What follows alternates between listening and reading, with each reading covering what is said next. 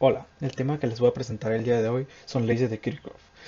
Mi nombre es Oscar Flores Moreno, del segundo G de la UTT, Universidad Tecnológica de Tijuana, sobre la clase de circuitos eléctricos.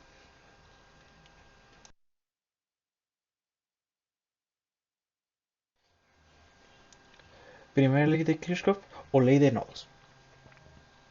Esta ley nos habla de que cualquier nodo, la suma de las corrientes que entran es igual a las que salen, como dice la fórmula. Pero como vemos, la intensidad uno y la intensidad 2 están entrando al nodo A y por siguiente está saliendo una intensidad 3 que está saliendo de manera negativa.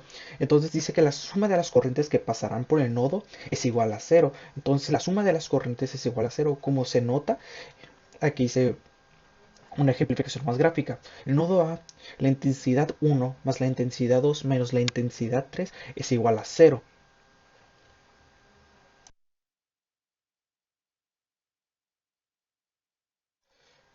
Segunda ley de Kirchhoff o ley de mallas o tensiones. Esta ley nos dice que toda malla o circuito cerrado, la suma de todas las caídas de tensión es igual a la tensión total suministrada. Esto quiere decir que la suma de las diferencias de potencial eléctrico o sumas de voltajes es igual a cero en un circuito eléctrico o malla. Mira, quiero que seas consciente que tenemos la ley de Ohm, que es vital para poder aplicar la ley de mallas y la resolveremos con esta fórmula que tenemos aquí.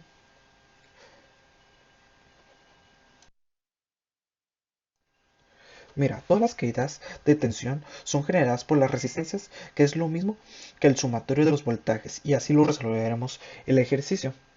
Primero, le ponemos el sentido horario a la malla uno y 2 y empezaremos del lado izquierdo de la ecuación de la fórmula. Como vemos, en la malla uno pasa la fuente de poder o voltaje y nos encontramos que es positiva. Le vamos a poner el menos al 10. ¿Por qué? Porque si vemos el sentido horario, viene en sentido antihorario la otra, la que es la intensidad 2 entonces choca, entonces eso provoca que sea negativa.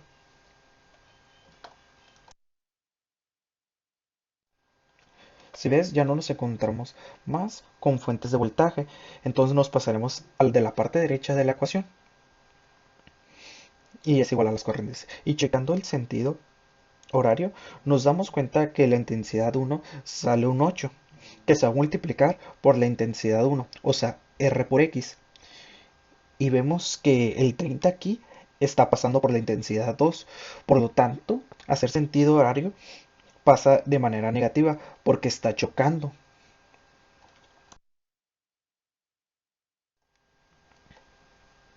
En la malla 2 pasamos por una fuente de voltaje que es un más 10 por su posición y luego pasamos por una segunda fuente y por su posición también es un más 20 porque está volteado, se entiende. Y tenemos un 10 y un más 20. Ahora como estamos de este lado, el 30 pasa positivo por el sentido y también nos encontramos un 6 y así queda. Con la fórmula lo resolveremos explicando la teoría de las leyes que podemos pasar con el siguiente ejercicio.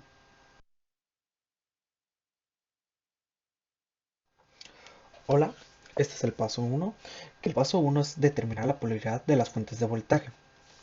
Ok, te voy a tratar de enseñar todo desde un principio porque hay algunas veces que los ejercicios no dicen de qué son y te enseñaré todo desde un principio. Primero vamos a determinar la polaridad de las fuentes de voltaje. Como se ven, tenemos tres fuentes de voltaje y vemos ciertas posiciones que nos pueden llegar a confundir, pero lo importante aquí, si el palo más grande de las fuentes es más largo, significa que es positivo y el palo es más chico, es negativo. Entonces podemos determinar que V3, dependiendo cómo esté, está en esta posición, está de manera positiva y la parte de abajo está de manera negativa. Igual, V5.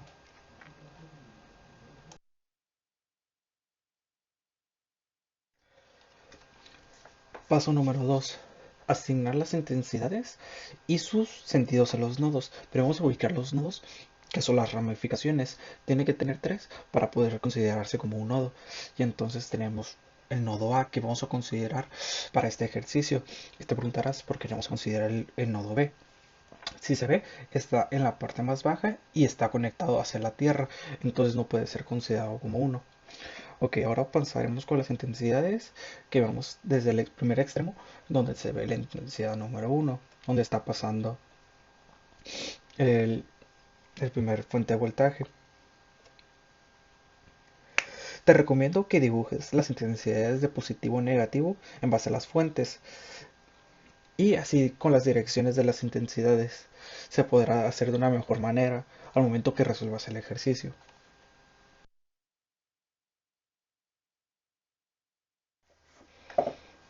Ok, paso 3. Asignar mallas y su sentido horario.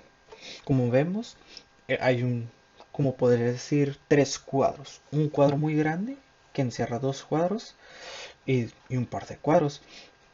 Entonces, el cuadro grande sería todo el circuito y los dos cuadritos serían, por así decirlo, dos mallas. Entonces, vamos a numerar la malla uno y la malla 2. Una vez ya teniendo las mallas numeradas, vamos a darle ahora el sentido.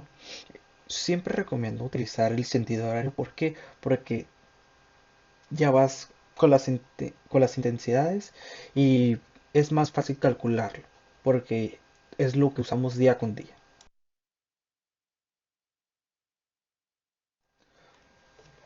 Paso 4. Primera ley de Kirchhoff. Acuérdense que la primera ley de Kirchhoff nos decía que las intensidades que entran en un mismo nodo es la misma cantidad en la que salen. O sea, todas las intensidades son igual a cero. La suma de las intensidades es igual a cero.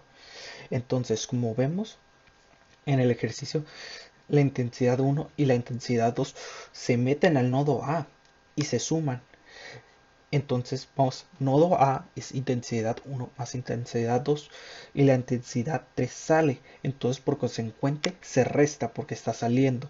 Y entonces eso es igual a cero.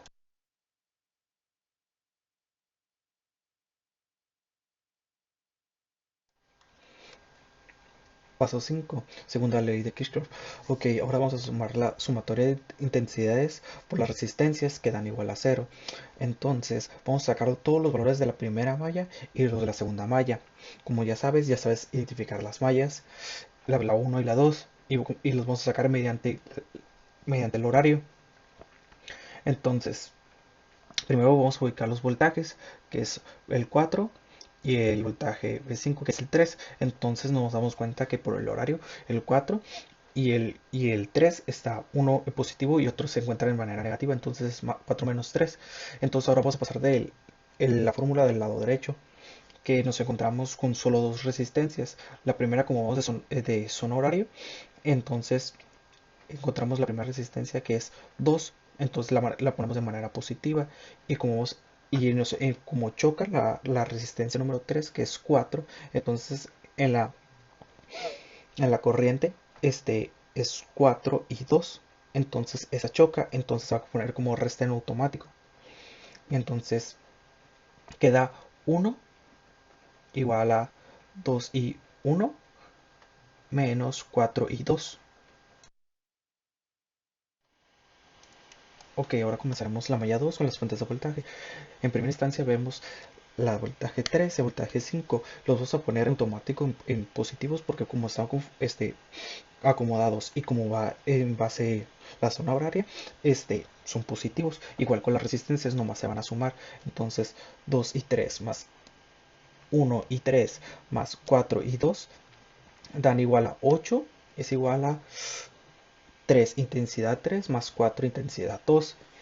Y entonces todo esto vamos a comenzar la parte de la comprobación, digo, la parte de Gauss-Jordan. Paso 6, Gauss-Jordan. Ok, ahora acomodaremos de esta manera para poder pasarlo a la matriz. Comenzaremos con la primera ecuación, que era la suma de las intensidades es igual a cero. Como se verá, x1, x2, x3 están acomodados de cierta manera. Y la intensidad 3 está de manera negativa, por eso se marca como de manera -1. Ahora pasaremos a la segunda línea, que es intensidad 2 menos 4 intensidad 2, perdón, 2 intensidad 1 menos 4 intensidad 2. Y entonces se pone el 2 de manera positiva y como el 4 se está restando, pasa de manera negativa. Y da igual a 1. Y entonces pone el 1, lado derecho. Y entonces, como hay un espacio, los espacios se irán poniendo en ceros, porque es decir, hay un espacio vacío, es cero automáticamente. Entonces, ahora sigue la tercera parte, la tercera línea, que es 4.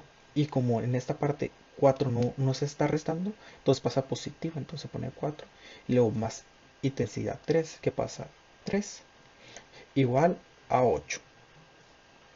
Y entonces de esta manera se pone a recalcular matriz con una calculadora de matrices de Gauss-Jordan y entonces te va a dar el resultado, que lo veremos en la parte 7, que es la comprobación.